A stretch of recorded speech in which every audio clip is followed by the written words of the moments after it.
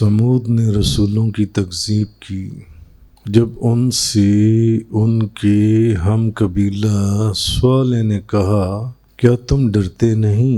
بے شک میں تمہارے لیے امانت دار رسول ہوں، سو تم اللہ سے ڈرو اور میری اطاعت کرو، اور میں تم سے اس تبلیغ دین پر کوئی اجرت تو نہیں مانگ رہا، میرا اجر صرف رب العالمین پر ہے۔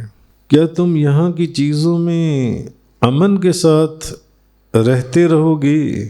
باغوں میں اور چشموں میں، باغات کے اندر بھی اور چشموں کے اندر بھی، اور تم خوشی سے اتراتے ہو، پہاڑوں کو تراش کے تم گھر بناتے ہو۔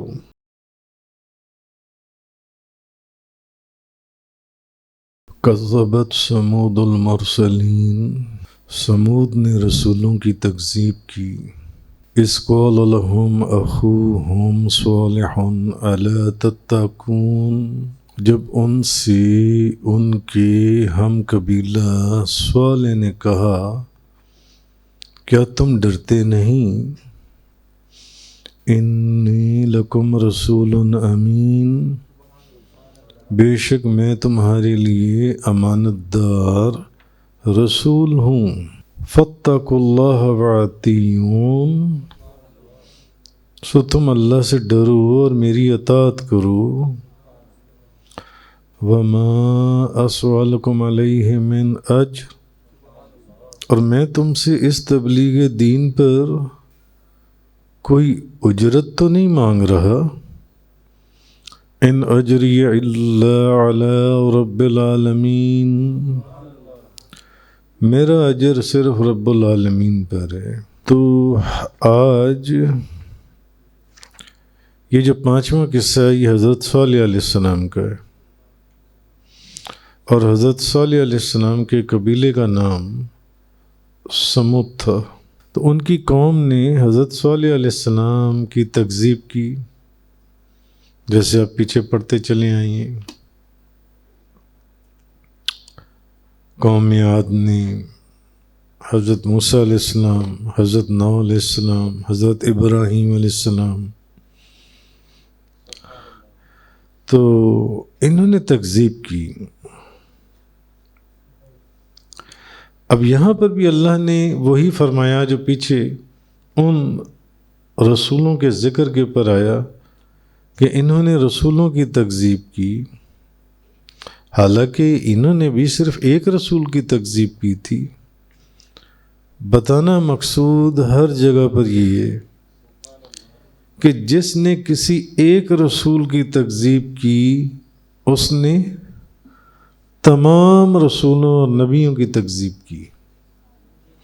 جس نے کسی ایک رسول اور نبی کا انکار کیا اس نے سب کا انکار کر دیا جن سے، کیونکہ سب اللہ کی توحید کی دعوت دیتے تھے اور اللہ کے احکام پر عمل کرنے کا حکم دیتے تھے۔ تو جب ان سے ان کے ہم قبیلہ صالح علیہ السلام نے کہا،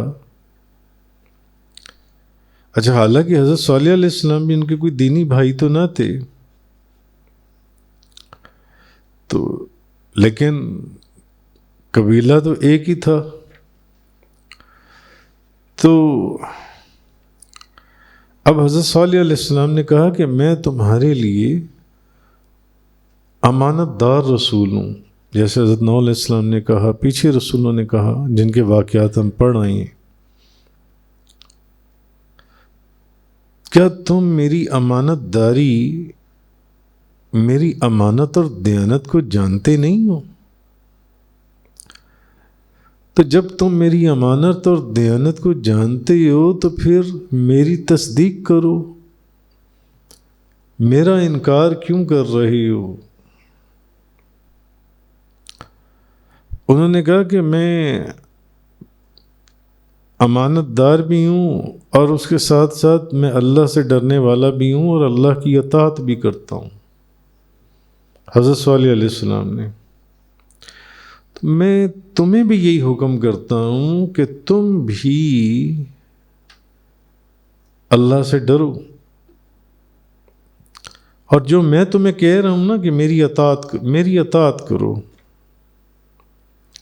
جو تمہیں نصیحت کر رہا ہوں، یہ نہ سمجھنا کہ میں کسی دنیا کے منافع یا کسی اجرت کے عوض میں یہ ساری نصیحت کر رہا ہوں۔ میری اجرت، میرا اس کا نفع جو ہے وہ تو اللہ رب العالمین کے اوپر ہے، اس نے مجھے جو عطا فرمانا ہے جو ان سے۔ آگے فرمایا اتترکون فی ما ہاہنا آمنین، کیا تم یہاں کی چیزوں میں امن کے ساتھ رہتے رہو گے؟ فی جنات وعیون، باغوں میں اور چشموں میں، باغات کے اندر بھی اور چشموں کے اندر بھی، جیسے پیچھے بھی یہی گفتگو ہوئی تھی ان کی قوم کے درمیان بھی، کھیتوں میں اور کھجور کے درختوں میں جن کے خوشے لٹک رہے ہیں، نرم خوشیں۔ وَتَنْحِتُونَ مِنَ الْجِبَالِ بُيُوتًا فَارِحِينَ، اور تم خوشی سے اتراتے ہو، پہاڑوں کو تراش کے تم گھر بناتے ہو، پہاڑوں کو تراش کے گھر بنا رہی ہو جن سے تم۔ اب آپ نے مزید نصیحت کی، پہلے تو آپ نے فرمایا کہ میری امانت کو، میری صداقت کو، میری دیانت کو تم جانتے ہو، صحیح راستوں پر آ جاؤ جو سب نبیوں اور رسولوں نے پیغام دیا۔ کیا تمہارا گمان یہ ہے کہ یہ جو اللہ نے تمہیں چشموں کے اور یہ جو باغات دیے اور چشمے دیے اور کھجوروں کے جو علاقے دیے اور کھیت دیے اور یہ سارا کچھ جو ان سے، یہ اسی طرح رہیں گے جو ان سے؟ یہ نعمتیں تم یہ سمجھتے ہو کہ تمہارے ہاتھ سے جو آج تمہارے پاس ہیں، یہ نعمتیں کبھی تمہارے ہاتھ سے جانے والی نہیں ہیں؟ کتنا عرصہ یہ نعمتیں جو ان سی ہیں تمہارے پاس ہیں، تم یہ سمجھ رہے ہو کہ تم پر کبھی اللہ کا عذاب نہیں آئے گا، کیونکہ تم اللہ کا حکم ماننے کے لیے تیار نہیں ہو۔ میں تمہیں حق،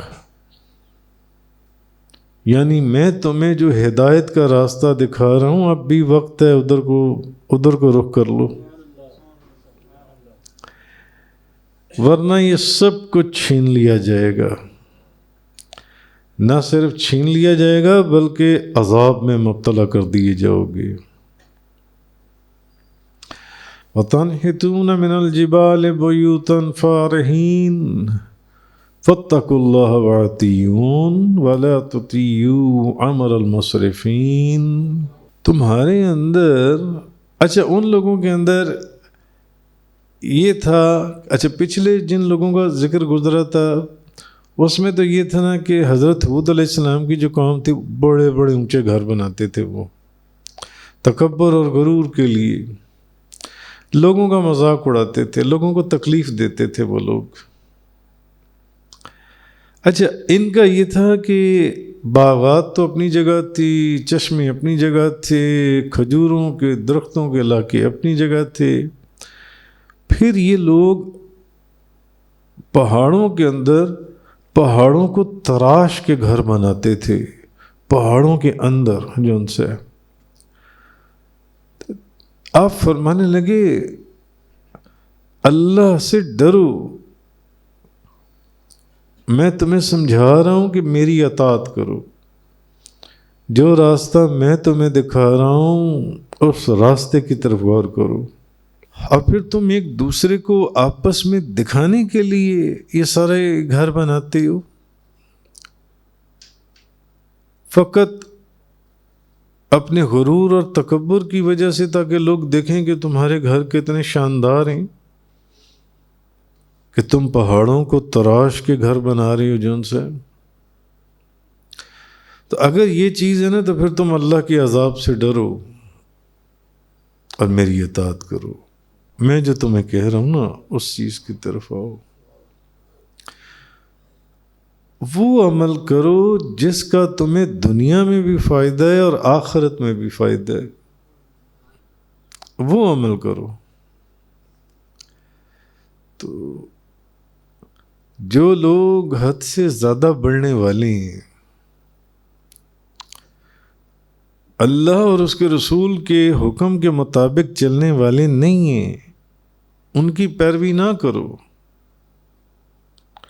اور ایسے شیطان صفت لوگ آج بھی موجود ہیں جو لوگوں کو انہی راستوں کے اوپر چلانے کی کوشش کرتے ہیں جس پر وہ خود چل رہے ہیں. تو حضرت عبداللہ بن عباس رضی اللہ تعالی عنہما فرماتے ہیں کہ مسرفین سے مراد مشرکین ہیں، اور بعض مفسرین نے کہا کہ مسرفین سے مراد وہ 9 بندے ہیں جنہوں نے حضرت صالح علیہ السلام کی اونٹنی کو قتل کیا تھا. یہاں پر الذین یفسدون فی الارض ولا یصلحون، وہ جو زمین میں فساد پھیلاتے ہیں اور اصلاح نہیں کرتے. بعض لوگ ہوتے ہیں جن کی حرکتیں اور جن کے اعمال ایسے ہوتے ہیں جو فقط لوگوں کے اندر فساد پھیلاتے ہیں.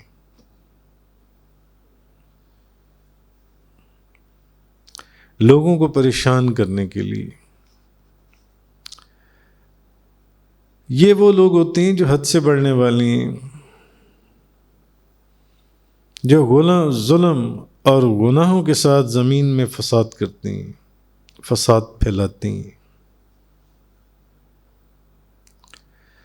تو اللہ تعالیٰ کے فرما بردار بن کر اپنے ساتھ رہنے والے یا چلنے والے لوگوں اور دوستوں کی اصلاح نہیں کرتے، بلکہ یہ وہ لوگ ہیں جو صرف فساد کرتے ہیں، فساد پھیلاتے ہیں.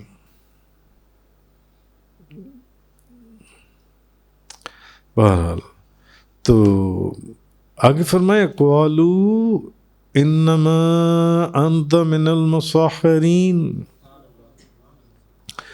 ما انت الا بشر مثلنا فأت بآیۃ ان کنت من الصادقین. اچھا، اب ان کی قوم نے کہا تم تو ان میں سے ہو جن پر جادو ہوا ہے، جیسے الیاذ باللہ نبی پاک صلی اللہ علیہ وسلم مکہ کے کافر کہتے تھے. تو ان کی قوم نے کہا تم تو ایسے ہو جن پر جادو ہوا ہے، تم تو ہمارے جیسے ہی ایک انسان ہو، جیسے کفار مکہ کہتے تھے نبی پاک صلی اللہ علیہ وسلم کو کہ آپ تو ہمارے جیسے ایک انسان ہیں. الیاذ باللہ، آپ تو ہمارے جیسے ایک بندے ہیں، ہمارے جیسے انسان ہیں. تو اگر تم سچی ہو تو کوئی نشانی لے کر آؤ. تو اب جو قوم سمود تھی انہوں نے حضرت صالح علیہ السلام نے ان کو جب نصیحت کی تو الٹا بجائے اس کے کہ وہ نصیحت مانتے، کیونکہ فساد کرنے والے لوگ، اور کل کے بیان میں نے عرض کیا تھا قرآن کریم یہ کہتا ہے کہ کافروں اور منافقوں کی نشانی یہ ہے کہ وہ نصیحت کو کبھی بھی سمجھتے نہیں ہیں. ان کو جتنی مرضی نصیحت کر لیں، ان کو وقت کے ساتھ ساتھ سبق ملتا رہتا ہے، مگر وہ نصیحت کو سمجھتے نہیں. اچھا، اب انہوں نے بھی وہی بات، انہوں نے کہا کہ بجائے اس کے کہ آپ کی نصیحت کے اوپر آپ کی بات مانتے کہنے لگے ہمیں لگتا ہے کہ اس شخص کے اوپر تو بڑا سخت جادو ہوا ہے، حضرت صالح علیہ السلام کو۔ معاذ اللہ، اس شخص کے تو حواس اپنے آپ میں ہیں ہی نہیں، یہ ہمیں کیا باتیں کہہ رہے ہیں، اور تم تو ہمارے جیسے ہی ایک انسان ہو، ہمارے جیسے ہی۔ جیسے کفار مکہ کہتے تھے نبی پاک صلی اللہ علیہ وسلم کو کہ آپ تو ہمارے جیسے ہی، جیسے ہم کھاتے ہیں ویسے ہی آپ بھی کھاتے ہیں، جیسے ہم پیتے ہیں ویسے ہی آپ بھی پیتے ہیں۔ چلو اگر تم جس رسالت کا دعویٰ کر رہے ہو اس میں سچی ہو تو لاؤ کوئی نشانی لا کر دکھاؤ، کوئی نشانی بتاؤ۔ قال هذه ناقۃ اللہ شربا ولکم شرب یوم معلوم۔ صالح علیہ السلام نے فرمایا یہ ایک اونٹنی ہے، ایک دن اس کے پینے کی باری ہے اور ایک معین دن تمہارے پینے کی باری ہے۔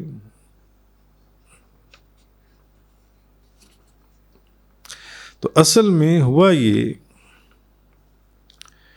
کہ انہوں نے جب یہ کہا نا،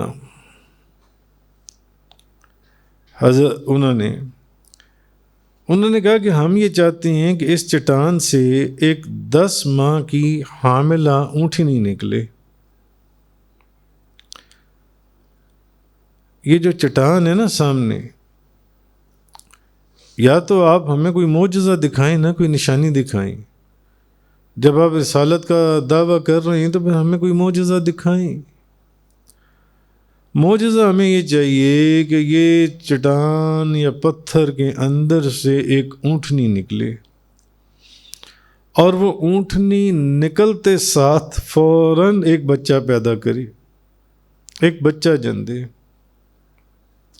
اب حضرت صالح علیہ السلام بیٹھ کر ان کی یہ جو ان کی ڈیمانڈ تھی اس پر غور کرنے لگے۔ تو حضرت جبریل علیہ السلام حاضر خدمت ہوئے، تو حضرت جبریل علیہ السلام حاضر ہو کر کہنے لگے حضرت صالح علیہ السلام کو، آپ دعا کریں کہ وہ یہ جو کہہ رہی ہیں نا کہ اس پتھر سے اونٹنی نکلے۔ تو حضرت صالح علیہ السلام نے پھر دعا فرمائی ان سے، فرمایا کہ یہ ایک اونٹنی ہے، ایک دن اس کے پینے کی باری ہے، ایک دن یہ یہاں کا پانی پیے گی، ایک دن تم لوگ پانی پینا، نہ وہ تمہیں تنگ کرے گی نہ تم اس کو تنگ کرنا۔ یہ حکم تھا۔ تو اب ان کی قوم نے معجزہ مانگا تھا، تو آپ نے ان کی خواہش کے اوپر اللہ کی بارگاہ میں عرض کی، تو اللہ نے اس پتھر سے اونٹنی کو نکال دیا جو ان سے۔ اور تفاسیر کے اندر ہے قرآن پاک کی کہ اس اونٹنی کا جو سینہ تھا وہ 60 گز چوڑا تھا۔ اب وہ اونٹنی کیا ہوگی؟ یہ بھی ایک حضرت صالح علیہ السلام کا معجزہ تھا کہ پہاڑ کی مانند وہ اونٹنی ہوگی، جس کا سینہ 60 گز چوڑا تھا، اس کا قد اور اس کا حجم کیا ہوگا اس اونٹنی کا جن سے۔ تو اس چٹان سے ایک اونٹنی نکلی اور آپ کے سامنے آ کر بیٹھ گئی، اور فوراً اس نے ایک بچہ جو ان سے وہ جن دیا۔ تو حضرت جابر رضی اللہ تعالیٰ عنہ بیان کرتے ہیں، وہ فرماتے ہیں کہ نبی پاک صلی اللہ علیہ وسلم نے فرمایا کہ اللہ تعالیٰ نے ان کے لیے اونٹنی بھیجی، وہ اپنی باری پر ان کے راستے سے اپنا پانی پیتی تھی، اور جتنا وہ لوگ اس کے ناگے کے دن پانی پیتے تھے اس سے زیادہ اس دن وہ اس سے دودھ دھو لیتے تھے اس اونٹنی سے۔ تو اللہ تعالیٰ نے ان کے لیے یہ جو اونٹنی بطور نشانی نکالی تھی، یہ قوم سمود کی زمینوں میں درختوں کو چرتی تھی اور پانی پیتی تھی۔ تو حضرت صالح علیہ السلام نے ان سے کہا کہ یہ اونٹنی اللہ کی طرف سے تمہارے لیے نشانی ہے، تم نے جو معجزہ مانگا تھا وہ تمہیں دے دیا گیا، اب اس کو اللہ کی زمین میں چرنے دو اور اس کو کوئی نقصان نہ پہنچانا. اگر تم نے اس کو نقصان پہنچایا تو تم پر بہت بڑا عذاب نازل ہو جائے گا، بہت بڑا عذاب نازل ہو جائے گا. فرمایا وَلَا تَمَسُّوهَا بِسُوءٍ فَيَأْخُذَكُمْ عَذَابُ يَوْمٍ عَظِيمٍ. اس کے ساتھ کوئی برائی والا کام نہ کرنا، کوئی شرارت نہ کرنا، کیونکہ جانتے تھے کہ یہ شرارتی لوگ ہیں، یہ کوئی نہ کوئی شرارت کریں گے. اور اس کا ذکر گزر چکا کہ یہ فسادی لوگ ہیں، یہ فساد کریں گے. یہ نصیحت ماننے والوں میں سے نہیں ہیں، یہ شرارت کرنے والوں میں سے. تو آپ نے فرمایا اس کے ساتھ کوئی برائی نہ کرنا، کوئی شرارت نہ کرنا، ورنہ یہ اللہ کی نشانی ہے، تم پر اللہ کا عذاب نازل ہو جائے گا. فَأَقَرُوهَا فَأَصْبَحُوا نَادِمِينَ. پھر بھی اتنا سمجھانے کے باوجود انہوں نے اس کی کونچیں کاٹ دیں اور پھر وہ پچھتائے. اب وہ پچھتائے. فَأَخَذَهُمُ الْعَذَابُ. تو ان کو عذاب نے پکڑ لیا. تو بے شک اس میں ضرور نشانی ہے. إِنَّ فِي ذَلِكَ لَآيَةً وَمَا كَانَ أَكْثَرُهُم مُؤْمِنِينَ. اور ان میں سے اکثر لوگ ایمان لانے والے نہ تھے. وَإِنَّ رَبَّكَ لَهُوَ الْعَزِيزُ الرَّحِيمُ. بے شک آپ کا رب ہی ضرور غالب ہے اور بہت رحم فرمانے والا ہے. اچھا، اب امام محمد بن اسحاق کہتے ہیں انہوں نے کیا کہ اس کی کونچیں کاٹ دیں. اچھا، اب عرب کے اندر یہ دستور تھا کہ جب وہ اونٹ کو ذبح کرنا چاہتے تھے تو پہلے اس کی کونچیں کاٹتے تھے تاکہ وہ بھاگ نہ سکے. اب یہ تو ویسے ہی ایک پہاڑ کی مانند اونٹنی تھی، اتنی بڑی اونٹنی. اچھا، پھر کونچیں کاٹنے کے بعد اس کو نہر کرتے تھے، یعنی اس کو کھڑا کر کے اس کے سینے کے سامنے والے حصے میں نیزہ مارتے تھے اور پھر ذبح کر دیتے تھے اس کو. تو امام محمد بن اسحاق بیان کرتے ہیں کہ اب انہوں نے شرارت یہ کی کہ وہ اس اونٹنی کی طاق میں بیٹھے، گھات لگا کے بیٹھے ہوئے تھے. تو ان میں ایک شخص تھا قدار، وہ اس کے راستے میں ایک چٹان کے کسی پتھر کے پیچھے چھپ کر بیٹھا ہوا تھا، اور ایک اور شخص تھا مصدہ جو دوسرے پتھر کے پیچھے، جڑ کے پیچھے چھپا ہوا تھا. تو جب وہ اونٹنی اس کے پاس سے گزری تو اس نے کھینچ کر جو ایک تیر ہے وہ مارا، اور اس کی جو پنڈلی کا گوشت ہے اس کے اندر وہ تیر پیوست ہو گیا. اب جو دوسرا شخص تھا اس نے تلوار سے وار کیا اور اس کی کونچیں کاٹ دیں تاکہ وہ بھاگ نہ سکے. اب وہ اونٹنی گر پڑی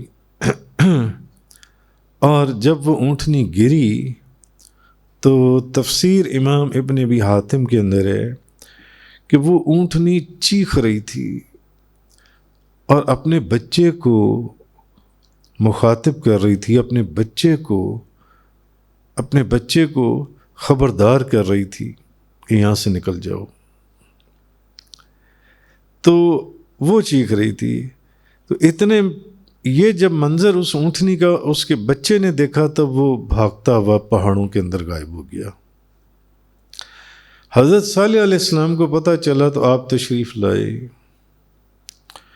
اب آپ نے تو منع کیا تھا کہ کوئی شرارت نہ کرنا، اس اونٹنی کو کچھ نہ کہنا، اور جس دن اس نے پانی پینا ہے تم پیچھے رہنا.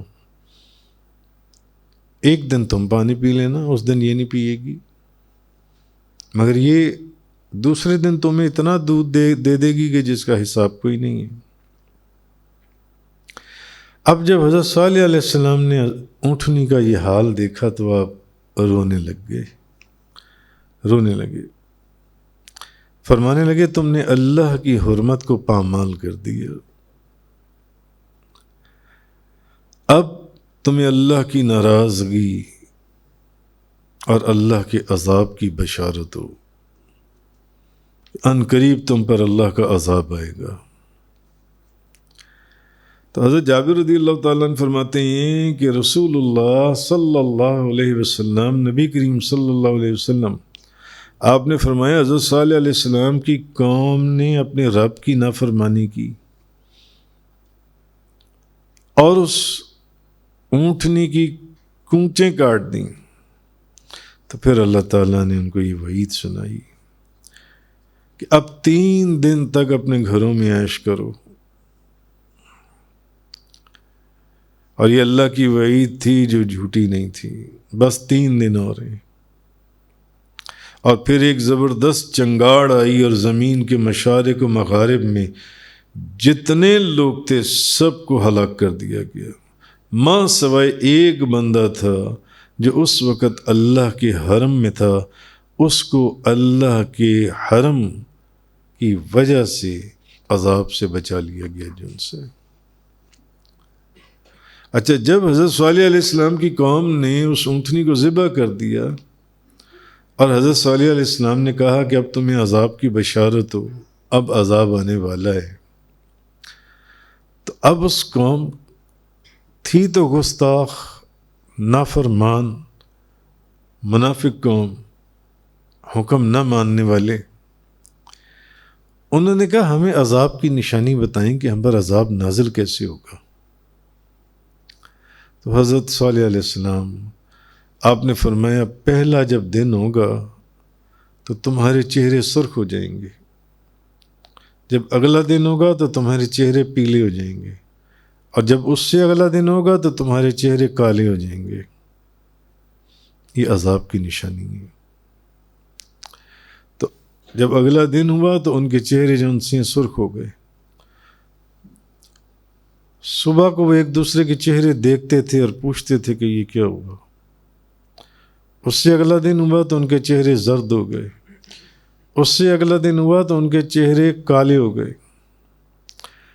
اب جو نشانی حضرت صالح علیہ السلام نے بتائی تھی وہ ہو بہو ویسے ہی پوری ہوئی جیسے انہوں نے کہی تھی۔ اب ان کو یقین ہو گیا کہ پھر اس کا مطلب ہے کہ اب 3 دن کے بعد اب اللہ کا عذاب بھی نازل ہونے والا ہے، اب اللہ کا عذاب بھی نازل ہونا ہے۔ تو اب جب ان کو یہ یقین ہو گیا کہ جب یہ ساری نشانیاں پوری ہو گئی ہیں تو پھر اب اللہ کا عذاب بھی نازل ہوگا، انہوں نے کیا کیا، اپنے جسموں کے اوپر خوشبو لگائی، کفن پہنے اور گھروں کے اندر بیٹھ گئے۔ ان کو پتہ تھا کہ اب عذاب آیا کہ اب آیا۔ اب ان کو حضرت صالح علیہ السلام کی بات کے پر یقین آیا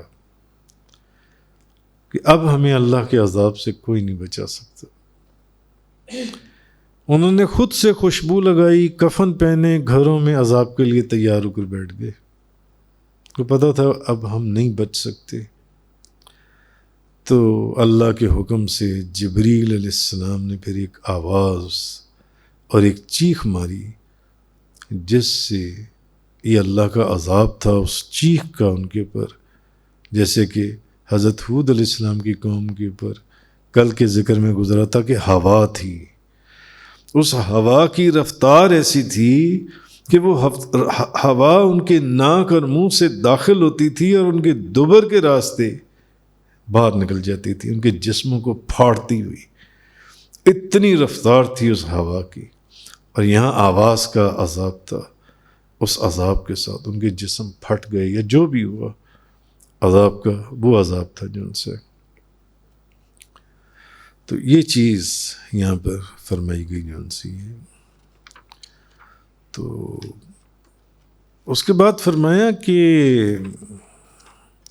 وَإِنَّ رَبَّكَ لَهُوَ الْعَزِيزُ الرَّحِيمُ، بے شک آپ کا رب ہی ضرور غالب ہے، بہت رحم فرمانے والا ہے۔ قوم سمود نے حضرت صالح علیہ السلام کی جو تکذیب کی تھی،